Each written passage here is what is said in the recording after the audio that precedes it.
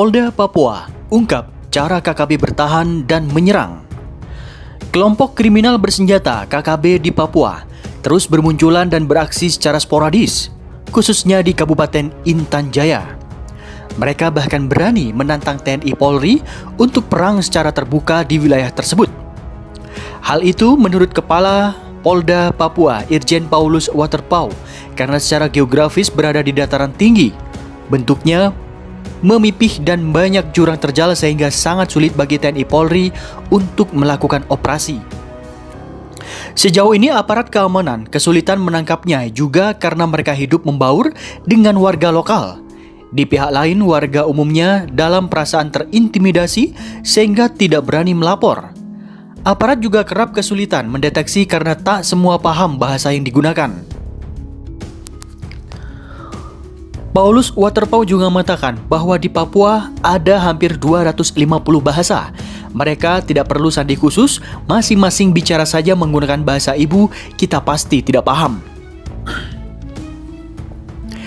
Jenderal Bintang 2 kelahiran Fakfak 25 Oktober 1963 itu mensinyalir eksistensi KKB ada yang pernah memanfaatkan untuk kepentingan politik.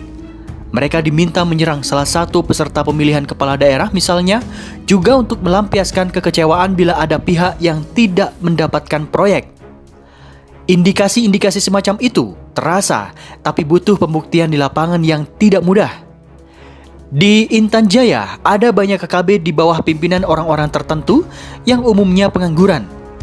Paulus antara lain menyebut Undius Kogoya, Anton Tabuni, Rufinus Tigau, dan Sibanus Walker. Mereka adalah freeman, tak punya pekerjaan, lalu merekrut sesama anak muda pengangguran. Bila tidak mau ikut orang tua, mereka diancam dibunuh. Khusus Undius Kogoya saat ini menjadi kepala operasi KKB di Intan Jaya. Dia merupakan kakak dari Tandi Kogoya, pelaku penyerangan di area kantor Freeport di kota Kuala Kencana, dekat kota Timika pada 20 Maret 2020 lalu. Tandi tewas bersama Manu Kogoya pada 9 April lalu dalam kotak senjata dengan Satgas TNI Polri di Jalan Transnabire. Kematian Tandi menurut Paulus membuat Undius menaruh dendam sehingga membuat berbagai aksi kekerasan di Intan Jaya. Selain bicara soal aksi-aksi kekerasan oleh KKB dan peta kekuatan mereka, Paulus Waterpauw sempat menyinggung pentingnya penyelesaian berbagai kasus pelanggaran HAM di masa lalu. Terkuak sumber dana KKB OPM, dana pemerintah dipakai beli senjata, kepala desa tak berdaya takut ditembak. Sumber dana kelompok kriminal bersenjata KKB yang berafiliasi dengan organisasi Papua Merdeka OPM akhirnya terungkap. Ternyata selama ini mereka menggunakan uang pemerintah. Setiap pencairan dana desa, KKB OPM selalu mendatangi sejumlah kepala desa dan mengintimidasinya. Daripada ditembak, sejumlah kepala desa terpaksa memberikan dana desa yang seharusnya untuk mendanai pembangunan infrastruktur desa itu ke KKB OPM. Dana desa yang mereka rampas tersebut diduga kuat untuk membeli senjata dan amunisi untuk membuat teror. Fakta tersebut terungkap dari hasil penyelidikan polisi. Kapolres Intan Jaya AKBP Iwayan Antara mengatakan ternyata sudah lama KKB OPM menjalankan aksinya. Kalau dana desa itu dari dulu setiap dana desa keluar, dia KKB selalu meminta jatah. Kalau tidak dikasih, mereka tidak aman saat kembali ke kampungnya. Jelas Wayan saat dihubungi Senin 8 Februari 2021. Meski sudah mengetahui informasi tersebut, namun aparat keamanan sendiri sejauh ini masih kesulitan untuk melakukan pengawalan terhadap kepala desa yang telah mencairkan anggaran itu. Pasalnya, medan yang ditempuh untuk melakukan pengawalan tidak mudah. Lokasinya jauh-jauh. Semua tidak bisa ditempuh dengan jalan kaki kecuali yang di sekitar Sugapa saja. Sementara itu, Bupati Intan Jaya Natalis Tabuni mengaku selama ini ada beberapa kepala desa yang telah melaporkan terkait perampasan dana desa oleh KKB tersebut.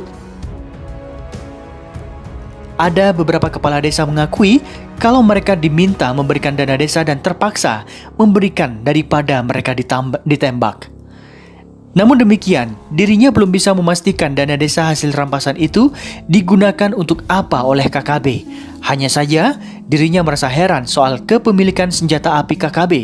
Terlebih lagi, mereka selama ini bergerilya di dalam hutan. Natalis mengatakan mereka memiliki senjata dan mengintimidasi masyarakat. Kepala desa, mereka merasa kuat karena memiliki senjata, lalu mereka dapat senjata ini dari mana? Akibat dana desa dirampok, warga Papua semakin menderita. Sebab pemerintahan desa tak bisa lagi membiayai pembangunan infrastruktur. Bupati Intan Jaya Natalis Tabuni menceritakan kengerian keberadaan kelompok kriminal bersenjata KKB di wilayahnya. Adanya KKB berakibat pada ketakutan warga hingga beberapa di antara mereka terpaksa mengungsi.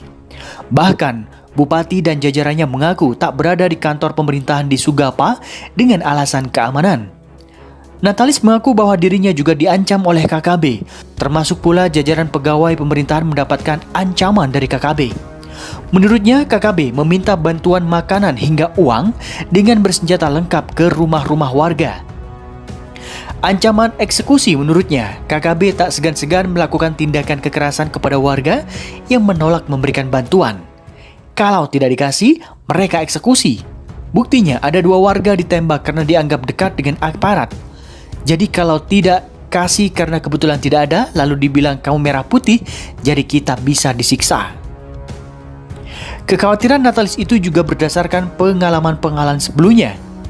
Natalis mengatakan jajaran aparat pemerintah Intan Jaya kini tidak berada di ibu kota Sugapa, tetapi pindah ke Nabire. Mereka kini sedang menyiapkan APBD 2021. Menurutnya kondisi Sugapa tidak memiliki jaringan telekomunikasi. Selain itu, kondisi keamanan juga menjadi pertimbangan mereka tak berada di Sugapa, ibu kota Kabupaten Intan Jaya. Bupati juga mengaku dirinya sempat terpapar COVID-19 sehingga tidak dapat banyak beraktivitas. Dia harus menjalani isolasi hingga dinyatakan sembuh. Kapolda Papua, Paulus Waterpauw membenarkan alasan yang disampaikan oleh Natalis. Paulus telah mendapatkan keterangan langsung dari Natalis terkait kekhawatirannya berada di Sugapa. Beliau beberapa waktu lalu saya undang di Jayapura dan menyampaikan memang di Intan Jaya sangat tidak kondusif karena ada banyak hal yang membuat beliau khawatir, ujarnya. Paulus juga menegaskan pihaknya sedang berupaya mengembalikan situasi di Intan Jaya agar kembali kondusif.